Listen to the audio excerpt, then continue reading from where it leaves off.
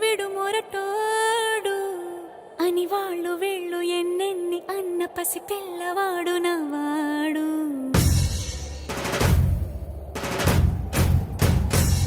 విడు ముండోడు అని ఊరు వాడ అనుకున్న గాని మహారాజు నాకు నవాడు.